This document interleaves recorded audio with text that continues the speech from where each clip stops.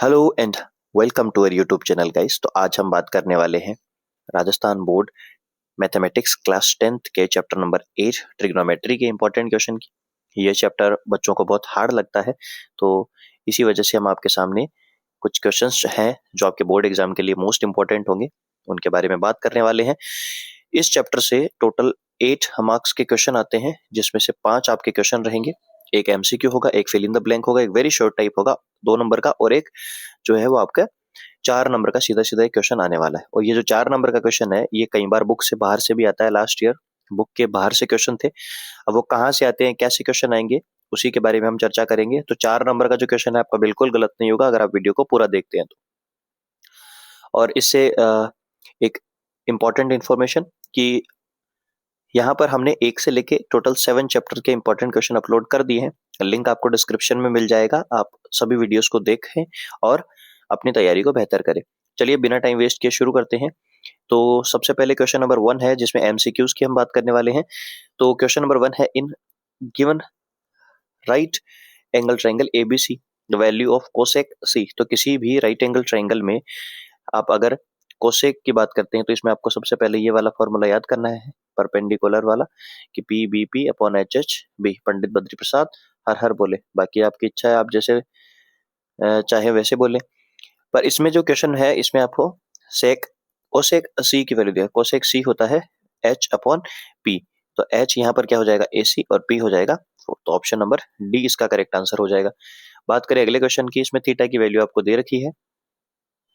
तो थीटा 45 दे रखा है और आपसे इसकी वैल्यू पूछा, तो इसमें थीटा की वैल्यू 45 पुट करेंगे। तो यहाँ हम थीटा की वैल्यू 45 पुट करेंगे तो 45 इंटू 2 90 हो जाएगा, नीचे भी 90 हो जाएगा। कोस 90 जो होता है वो 0 होता है, साइन 90 1 होता है। तो ऑप्शन डी इसका करेक्ट आंसर हो जाएगा, यानी कि 1 आंसर आ जाएगा। बात करें अगले क्वेश्चन की, तो अगला क्वेश्चन है, in triangle ABC B is right angle triangle और कॉस ए की वैल्यू दे रखी है, साइन ए की वैल्यू आपको यहाँ पर पता करनी है। तो अगर कॉस ए दे रखा है, यानी कि आपको बी अपॉन एच दे रखा है, और यहाँ पर आपको पी चाहिए। तो परपेंडिकुलर निकालने के लिए याद रखें, अगर 3 और 5 कोई भी वैल्यू दे रखी है, जैसे पी बी और पी, ये 3 वैल्यूज होती है, 3 और 5 दे रखा है, इसका मतलब कंफर्म है ये 4 होगा। तो आप इसको डायरेक्ट कर सकते हैं, ऑप्शन नंबर 20 का करेक्ट आंसर हो जाएगा। बात करें अगले क्वेश्चन की, द वैल्यू ऑफ 2 साइन 45 और कॉस 45। तो साइन 45 कॉस 45 का मतलब यहाँ पे 1/√2 इंटू 1/√2 होता है। 2 से मल्टीप्लाई करेंगे, कट जाएगा, 1 आंसर बचेगा। द वैल्यू ऑफ tan 45 और cot 45, तो इन दोनों की वैल्यू 1 होती है, यहाँ पर 1 + 1 2 हो जाएगा। सेक 13/12 दे रखा है, साइन निकालना है।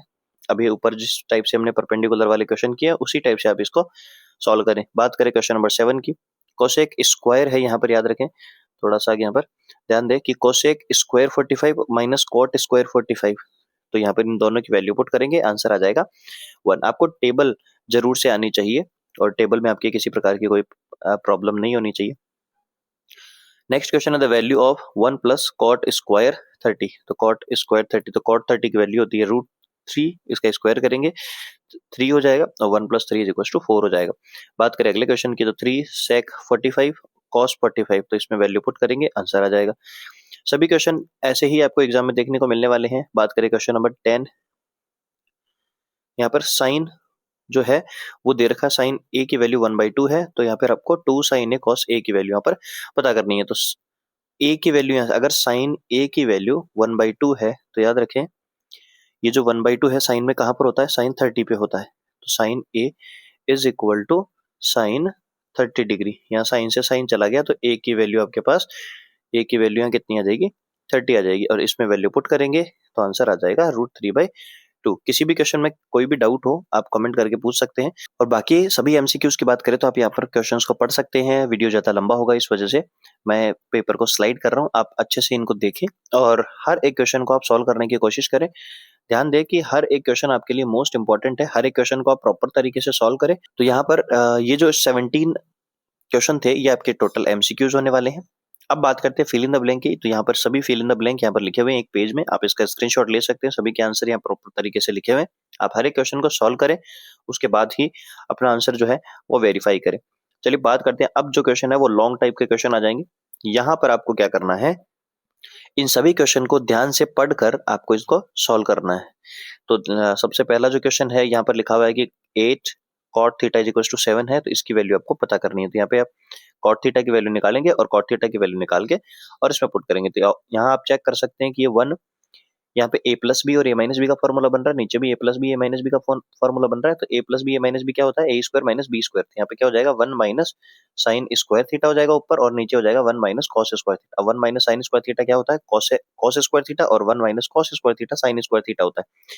दोनों को कॉस अपॉन साइन को डिवाइड करेंगे, कॉट स्क्वायर आंसर आ जाएगा, कॉट की वैल्यू यहाँ पर पुट करेंगे तो यहाँ पर हमारे पास फाइनल आंसर आ जाएगा।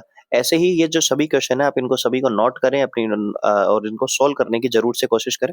अब बाकी आंसर यहाँ पर लिखे हुए हैं, आप स्क्रीनशॉट ले सकते हैं सभी क्वेश्चंस का। क्वेश्चन नंबर 2 आपके लिए इंपॉर्टेंट है, एनसीईआरटी का क्वेश्चन है।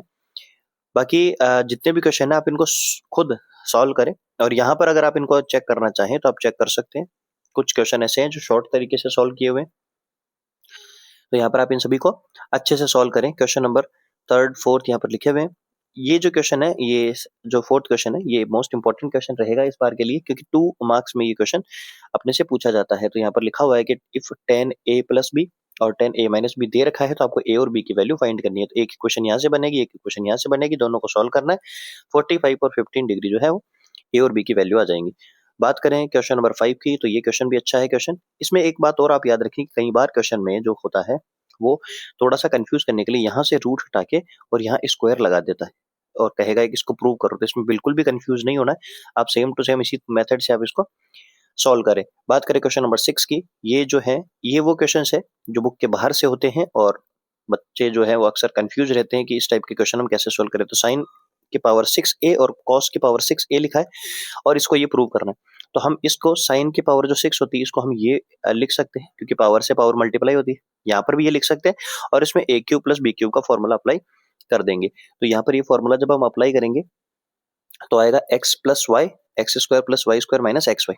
इनमें वैल्यू पुट करेंगे और फर्दर सोल्व करेंगे तो यहाँ पर आप इनका आप RHS मिल जाएगा आपको। बात करें क्वेश्चन नंबर 7 और 8 दोनों की, एनसीईआरटी के क्वेश्चन है, आप इनको अच्छे से सोल्व करें। क्वेश्चंस को आप खुद सोल्व करेंगे तो ज्यादा बेहतर होगा।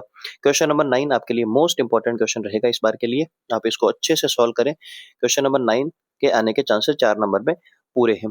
बात करें क्वेश्चन नंबर 10 की, तो ये भी उसी टाइप के क्वेश्चन है जैसा अभी हमने पहले किया है। तो यहाँ पर आप क्या कर सकते हैं, साइन स्क्वायर, ये जो साइन की पावर 4 है इसको आप पावर की फॉर्म में लिख सकते हैं, यानी कि यहाँ पर आपको इसको आप साइन स्क्वायर थीटा की पावर 2 लिख सकते हैं, और वैसे ही कॉस को लिखें और a square minus B square apply करके इसको सॉल्व कर सकते हैं।